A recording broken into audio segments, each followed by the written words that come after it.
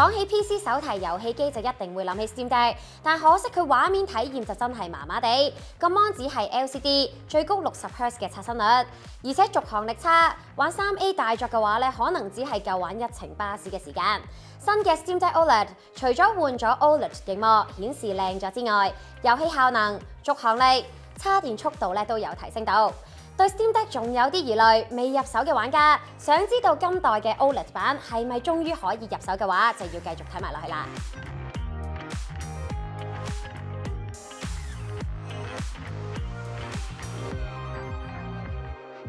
如果唔想錯過最新嘅科技資訊，就要記得 subscribe 我哋 Amoy 嘅 YouTube Channel 同埋撳埋個通知鐘仔啦。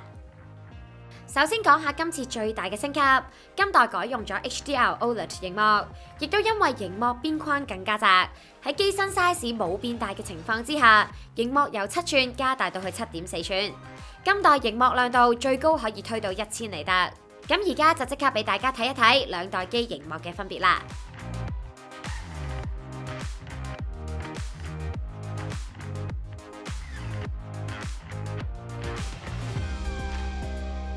第一眼望落個 mon 度，感覺就係畫面靚咗好多啊！明顯新機嘅顏色會更加鮮豔同埋 sharp， 例如霓虹燈真係會有嗰種亮麗同埋燈光嘅感覺。舊機相對就會淡色一啲，就算喺昏暗環境之下嘅霓虹燈都唔算特別 sharp 同埋鮮豔。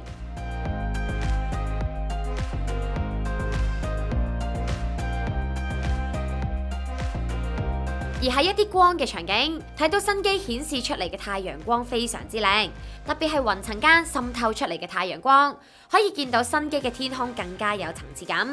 而舊機睇出嚟嘅天空就會 flat 一啲啦。再睇一睇一啲光暗對比大嘅背光場景，見到新機嘅太陽真係會有種太陽光嘅刺眼感，舊機畫面相對會比較暗沉。而新機逆光下嘅主角都仲可以見到樣貌，黑位咧都做得比舊機更加黑，光暗對比明顯較高，做到光位夠光，黑位全黑嘅效果。雖然今代嘅熒幕解像度同上一代一樣都係1280×800，不過畫面嘅質素就提高咗好多。升到90Hz 嘅熒幕刷新率，加上熒幕光阻同埋1TB 版本嘅防反光玻璃加成之下，就算拎出街玩，喺日光之下咧都可以 keep 到顯示質素，亦會睇得清楚場景同埋顏色。舊機其實喺陽光之下都睇到嘢㗎，不過相比新機就會暗一啲，有時去到一啲黑嘅場景就唔算睇得太清楚啦，同埋顏色咧都會冇咁分明，比較一嚿嚿。佢哋都加入咗一啲熒幕嘅設定，例如 SteamOS 3.5.5就加咗一個調節色彩同埋色溫嘅設定，可以俾大家睇一睇兩個熒幕嘅分別。而新機咧都加入咗一個 HDR 可視化嘅設定，揀咗之後就可以喺 game 入邊睇到 HDR graph 噶啦。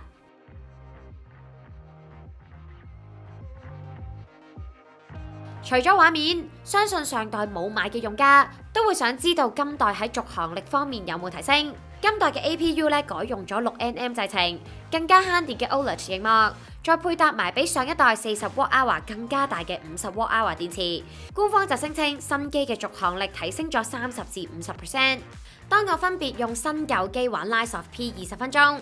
新機咧就由57% 跌到去40%，用咗17%；而舊機咧就由37% 跌到去12%，用咗25%。其實一向手提遊戲機，包括 Steam Deck 咧，玩呢啲場景比較複雜嘅大作，續航力普遍都麻麻地，啲電好似倒水咁倒。睇翻啱啱嘅實試結果，玩 Lies of P 嘅話，舊機滿電大概可以玩到1個鐘頭零20分鐘，新機滿電大概就可以玩到2個鐘頭。單睇數字嘅話，其實增長幅度都幾大㗎。咁但係如果你問我2個鐘頭算唔算續航力好好呢？我只能講咧，算係切合一般香港 gamers 拎出街玩嘅時數。始終香港唔算大，普遍嚟講咧，交通時間都唔會太長。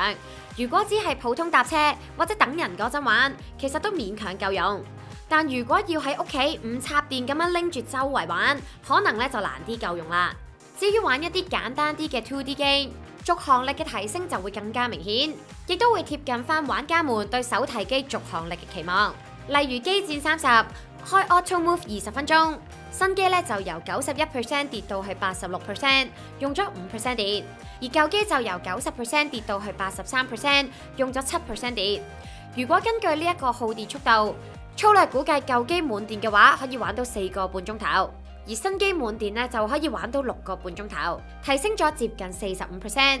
而呢個續航力，相信平時出街搭車、等人嗰陣玩，甚至喺屋企食完飯之後，全晚拎住佢嚟玩，玩到臨瞓前先叉電都夠用啊！轉咗做 OLED 螢幕，畫面靚咗，慳電咗咧，都算係預期之內。反而我哋試機嗰陣比較有驚喜嘅係佢喺遊戲效能上都有提升到。啱啱都有講到，其實今次 Steam Deck OLED 嘅 CPU 同埋 GPU 係冇提升到，只係 APU 由 7nm 改咗做 6nm 製程，但 RAM 就有改快咗，有6400 MB transfer per second。咁以下我哋就 run 幾款遊戲嘅 benchmark 俾大家做個參考。首先呢係 Cyberpunk 2077。開啟 FSR 之後嘅中畫質 setting， 見到新機平均 FPS 係46.83，舊機就係41.68 FPS， 大概咧上升咗12.3%。而將畫質調低到去低畫質嘅 setting， 見到新機平均 FPS 咧係53.95，舊機就係49.19 FPS， 大概咧上升咗9%。雖然只係低畫質，但上到50幾嘅平均 FPS 就令到 Steam Deck 咧可以同其他競爭對手睇齊。咁始終呢一類第一身嘅射擊遊戲，維持到喺呢個水平嘅流暢度先有足夠嘅遊戲體驗。而且開咗 FSR 之後，就算係低畫質嘅 setting， 畫面仍然可以接受。而新舊機其實喺 FPS 嘅差距咧唔算特別大，所以兩代咧我都會建議大家以流暢度優先去揀 setting 啊。跟住就試下動作類遊戲《Marvel's Guardian of the Galaxy》。喺開咗 FSR 嘅情況之下，舊機喺中畫質 setting 大概可以維持喺49 FPS 左右，新機咧就可以上到去53 FPS， 大概提升咗8%。而將 setting 調低到去低畫質，同樣喺開咗 FSR 嘅情況之下，舊機大概可以維持喺50 FPS， 而新機咧就可以去到55 FPS， 提升咗大概10%。以呢隻 game 嚟講，新機表現雖然有提升，但舊機嘅表現都唔算太差。想玩呢類遊戲嘅玩家都可以放心用佢嚟玩。最後咧就再試下 Horizon Zero Dawn 啦，同樣咧都係開啟 FSR 之後較中畫質嘅 setting， 新機平均 FPS 係58，舊機就係55 FPS， 大概升咗5%。當將畫質咧調低到去低畫質嘅 setting，新機平均 FPS 咧就係72，舊機就有59 FPS， 上升咗大概22%。老實講，開中等畫質咁玩嘅話，同之前兩隻 game 一樣，雖然 FPS 咧會輕微上升3至5個 FPS， 但體感上咧真係唔會有太大嘅分別。不過新舊機玩落都算幾流暢。而較低個 setting， 用低畫質去玩嘅話 ，FPS 平均會升咗10幾20。轉視點、碌地等等嘅動作咧，都會明顯流暢咗唔少啊！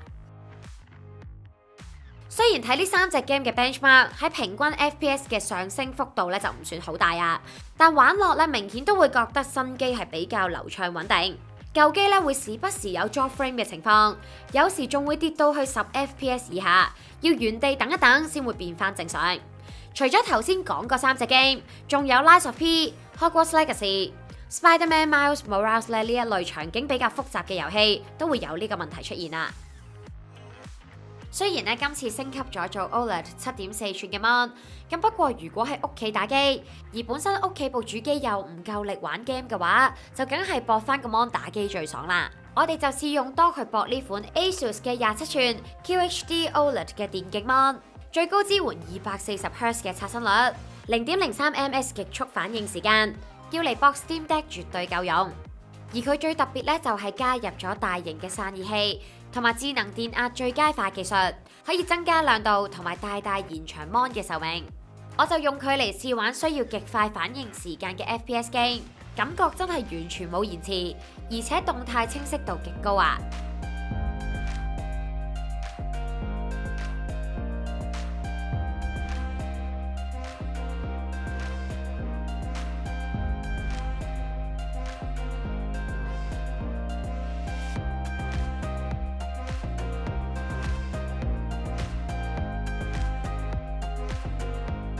之後就再睇下佢叉電速度啦。我就用翻 Steam Deck 自己嘅火牛，分別試下新舊機電量低於40% 嘅情況之下，開住 game 同埋 Sleep Mode 咁差20分鐘，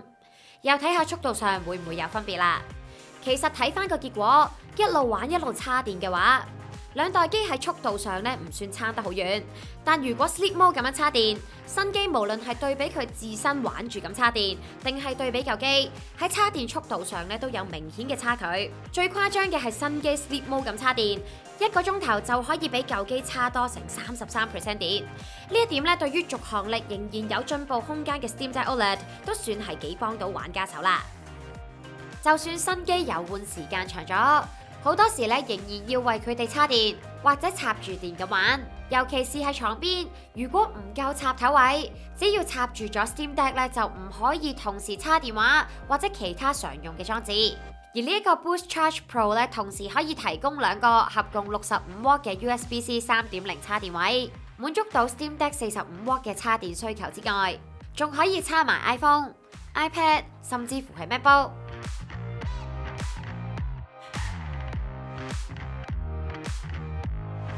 我就有試過同時攞佢嚟叉 Steam Deck OLED 同埋 iPhone 30分鐘，兩部咧分別就叉到42% 同埋43% 電。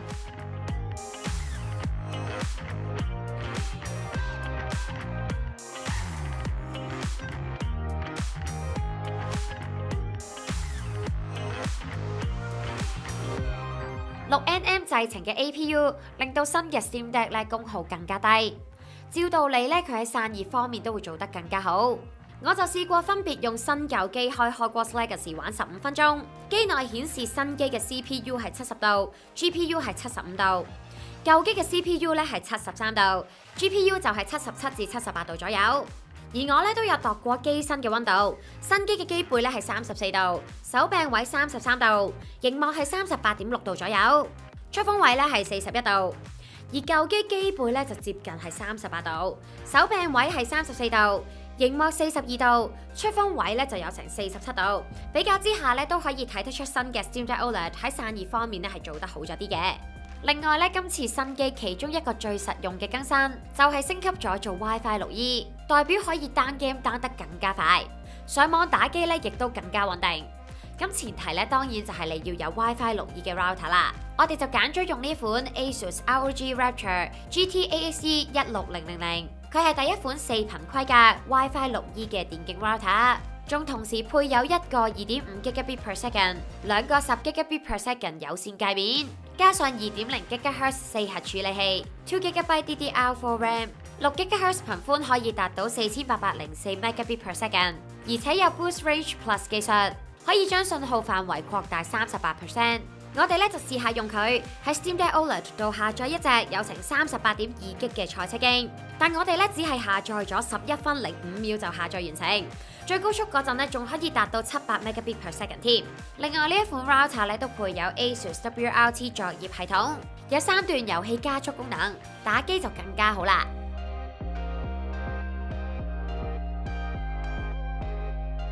之前咧都會有玩家 concern Steam Deck 嘅外形同埋重量，好似唔係好啱帶出街玩㗎嘛。今次新機嘅外形大細同上一代幾乎冇分別，只係將開關掣變咗做橙色，蘑菇掣底部由灰色變咗做黑色。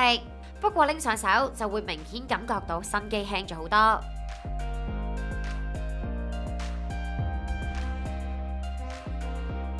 而手感上咧都有輕微嘅提升。我覺得最明顯嘅咧就係今代嘅蘑菇掣，除咗掣中間嘅粒位做得凹咗，手指公放上去嗰陣會冇咁跣，而掣邊嘅 grip 位咧都做得厚咗少少，手感咧會有少少嘅提升。而新嘅 touchpad 咧都會比起之前更加靈敏同埋準確。Steam Deck 出咗1年左右，再推出今次嘅升級版 Steam Deck OLED， 我自己覺得咧佢哋都算係有聽取到玩家嘅意見，對應畫面、續航力、效能嘅問題去作出改善。如果上代心喐喐想買，但仲有啲疑慮嘅話，我覺得今次嘅 OLED 咧都真係可以考慮入手。除咗係因為畫面、續航力嘅提升之外，最重要咧係佢最高階嘅版本並冇加價，一樣都係賣緊649美金，即係大概5000蚊港紙左右。但 SSD 咧就加大到去1TB， 令到本身都唔算好貴嘅佢更加抵玩啊！而對於本身已經有 Steam Deck 嘅用家，咁始終佢哋今次喺續航力同埋遊戲效能上嘅提升唔係超級顯著，而且本身佢哋唔 support 嘅遊戲，今次都仲係唔 support， 除非你本身咧好中意新 HDR OLED 螢幕顯示嘅遊戲畫面啦。如果唔係，我諗你都可以等多一排先再升級啦。換生活，樂科技，Unwired HK。